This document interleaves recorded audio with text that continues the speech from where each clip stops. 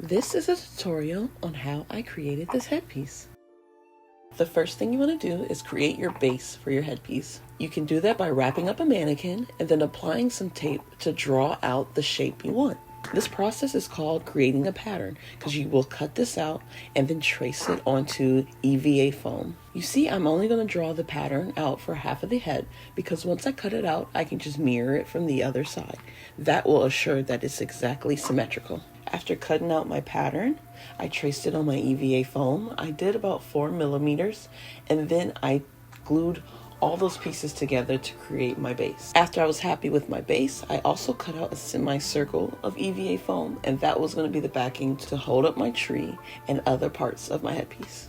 Now I'm going to go in with some foam clay to fill in any gaps and to give this tree oneness. So it doesn't look like it was separated at all, just looks like one piece of material. Foam clay is a material that is half clay and half EVA foam. It is activated or kind of gets sticky and easy to smooth out with water. So you just want to spray the EVA foam first with water, apply the foam clay, and to smooth that out, use more water.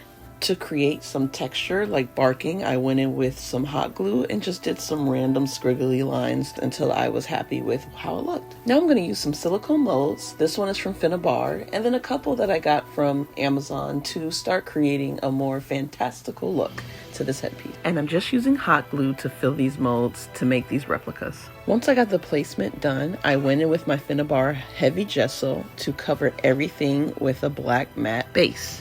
This is what it looked like with one coat of my heavy black gesso from Finnabair.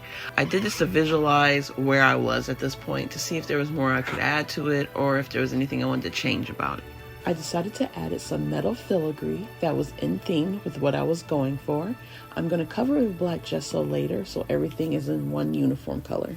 Using Sparks acrylic paint from Finnabair and fairy wings, I completely covered my headpiece, giving it a metallic look so it could look like a metal helmet of armor. I wanted to add some jewels to it, and this is my first time working with resin, so I am nowhere near a pro at this, but I will explain what I did. I got UV resin off of Amazon, and that you will need to have a UV light to activate, or you can leave it outside. The instructions let you know how long it needs to be under the UV light or if you're using sunlight.